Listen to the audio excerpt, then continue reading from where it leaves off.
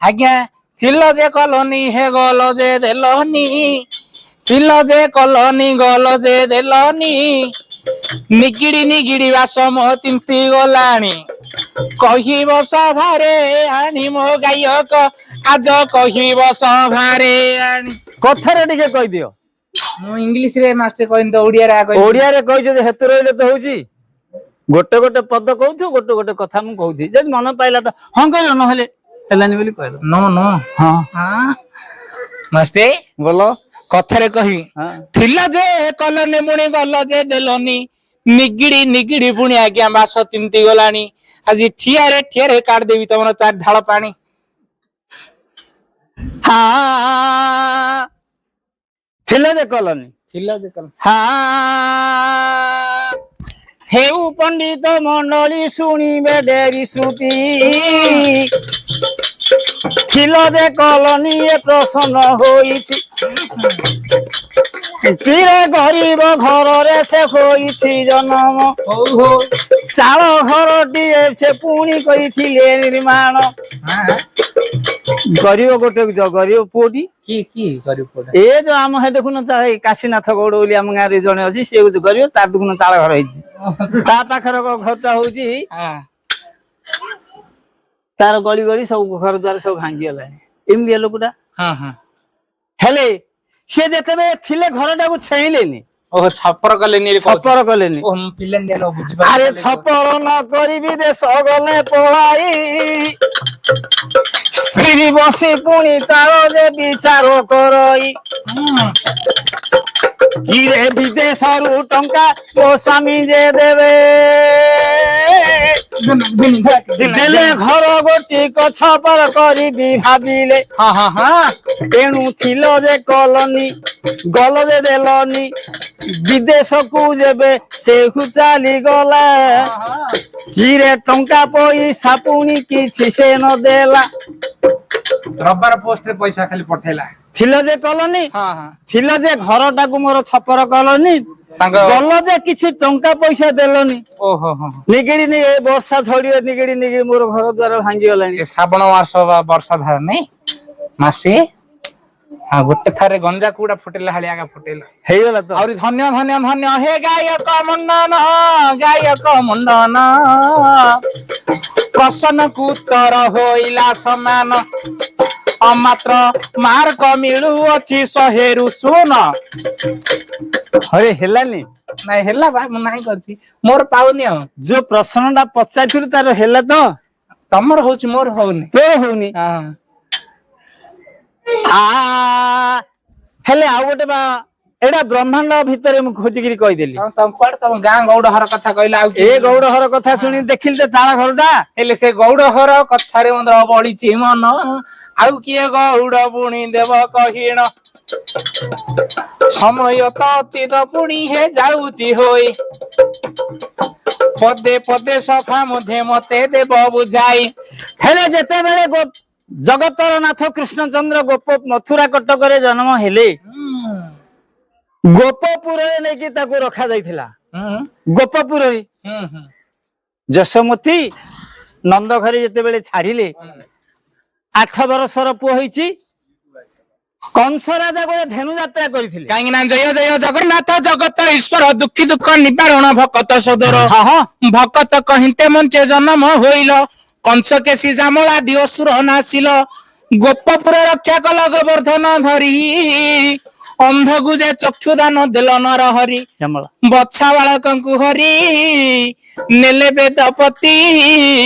ନିଜ ଅଙ୍ଗୁ ଜାତ କଲ କେହି ନ ଜାଣନ୍ତି ଠିକ ରାତ୍ରି ଅର୍ଦ୍ଧେ ବୃନ୍ଦାବନେ ବଂଶୀ ହୁଏ ନିମିଳି 16 ଶସ୍ତ୍ର ଗୋପୀ ତୁଲେ କଲ ତୁମ୍ଭେ କେଳି ଏପରି ଅପ୍ରୁବ ମାୟା ତହୁଁ ଭି ଆଇଲ ଗୋପୀ କେ ଗୋଟିଏ କୃଷ୍ଣ ହେତ କ୍ଷଣେ ହୋଇଲ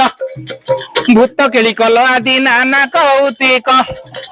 ଗୋପାଳଙ୍କୁ ମୋହିଲ ହୋଇନ ବାଳକ 8 ବର୍ଷ କାଳ ପ୍ରଭୁ ଗୋପପୁରରେ ପତାକା ବାନ୍ଧିଥିଲ କଦମ୍ବର ଡାଳରେ कंस अक्रूर कुराइण पुणी आज्ञा देला किरे धेनु जाता करिछि बोली न कहिला अक्रूर रथ बसाई कृष्ण को आनंदे ताहा विषय कहिबा आଜି सभार मध्य तेणु करी मथुरा कटक जेते गोपपुर जेते बेले मथुरा कटक आसिले अच्छा अच्छा गोपर जेते गोपांगना कृष्णकर गुण गुणी कांदंती अच्छा अच्छा कांद कहीं कांदंती कृष्ण पळेले बोली हाँ हाँ कृष्ण नाम पिय सुधा राधा नाम पिय सुधा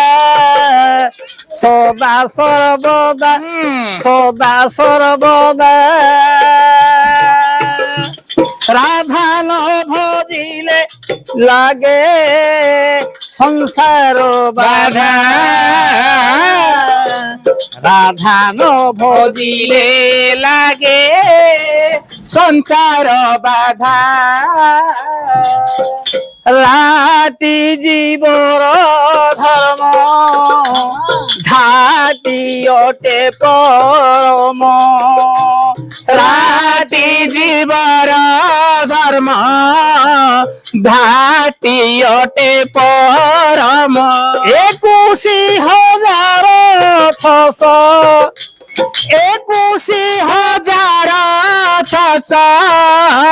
मारोई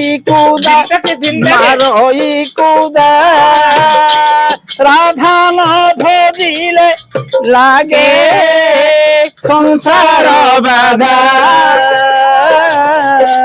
राधा न भजिले लागे संसार बाधा राधा कृष्ण जाको कही राधा कृष्ण जाको कही जुगल मुक्ति सही राधा कृष्ण जाकू कही जुगल मोरती सेही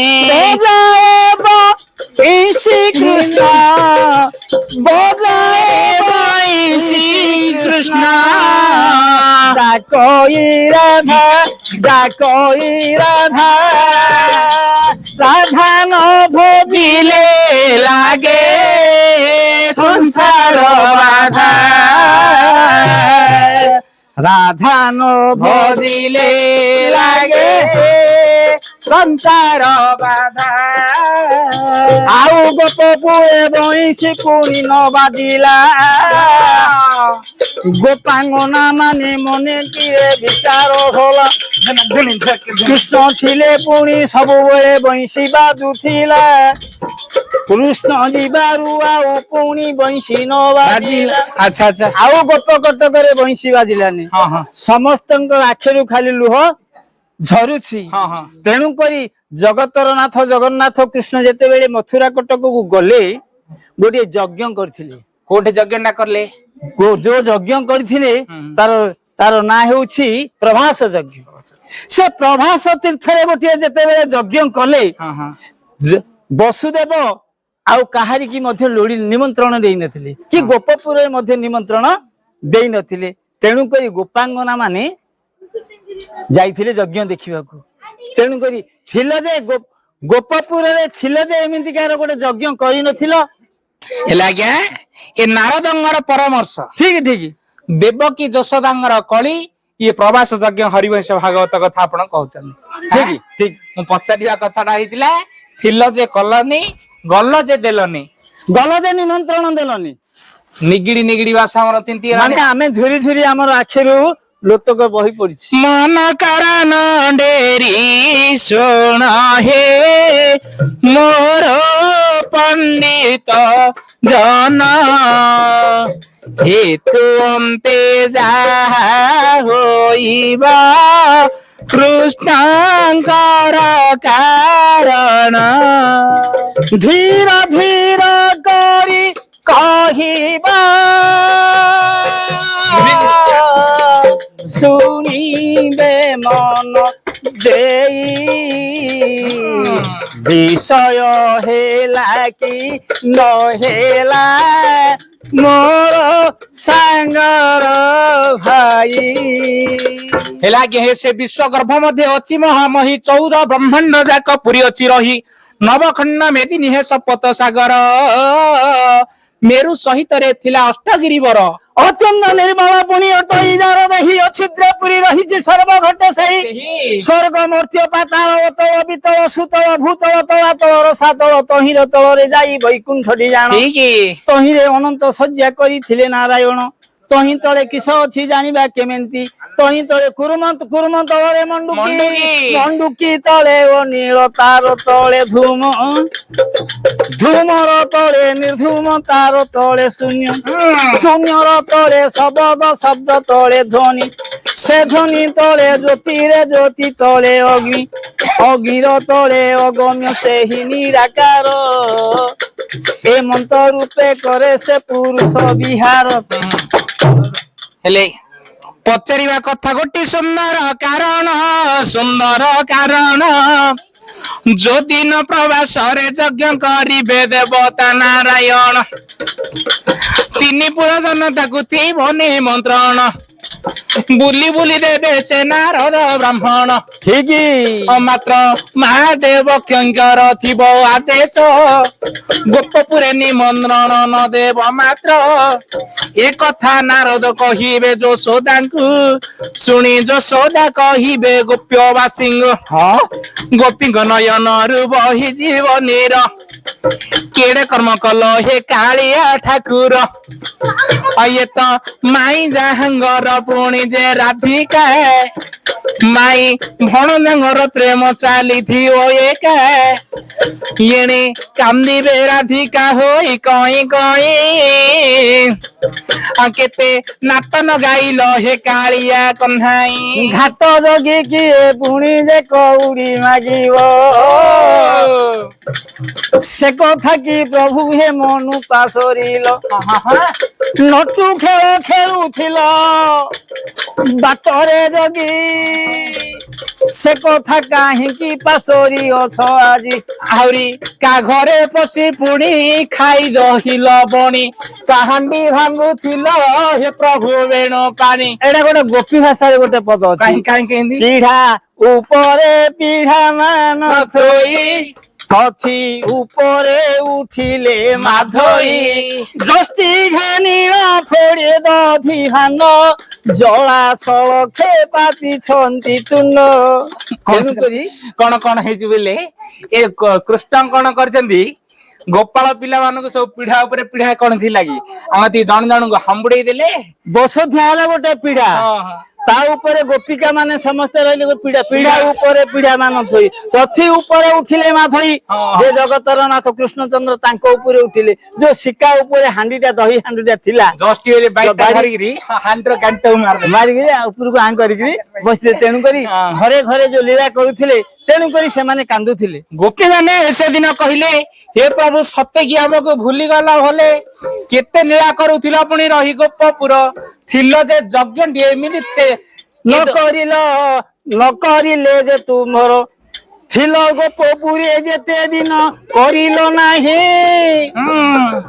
ଗଲ ଯେ ନିମନ୍ତ୍ରଣ ଟିକେ ଦେଲ ନାହିଁ ଆମେ ସବୁବେଳେ ତୁମ କଥା ପଡଇ ମନ ମୋର ପୂର୍ଣ୍ଣିମା ଜହ୍ନ ମୋର ଟିକି ଚନ୍ଦନ ମୋର ନନ୍ଦ ନନ୍ଦନ ମୋହର ନୀଳମଣି ମୋହର ବେଣୁ ପାଣି ତୁମ କଥା ଝୁରି ଝୁରି ପୁଣି ଦିଲ ଗଲାଣି ହୋଇଲେ ଗୋପୀ ବାୟାଣୀ ଗୋପପୁରରେ ସତେ ହୋଇଲେ ବାୟାଣୀ ଅସ୍ତ ହେଲେଣି ଦିନମଣି ହେଲେ ଥିଲ ଯେ କଲନି ଗଲ ଯେ ଦେଲନି ନିଗିଡି ଗୋପୀ ମାନେ କହିଲେ ନିଗିଡି ଆମର ବାସ ସମସ୍ତ ହେଲେ ମାଟି ଘର ଦେଖିକି କହିଲେ ତୋର ମନ ପାଇଲେନି ନାଇଁ ଆପଣଙ୍କର ହେଲା ଯେ ମୋର ଟିକେ ପାଉନି ଛୋଟ ମନଟା ତ ପଚାରିବାର କାରଣ ସୁନ୍ଦର ଆଖ୍ୟାନ ପଦେ ପଦେ ସଭା ମଧ୍ୟେ ଦେଲ ବୁଝାଇ ଦେଲ ବୁଝାଇନ হরিবংশ পুরাণরে কবি লেখি অছি বাছি বাছি পব গোটি সভারে কহিছি সভারে কহিছি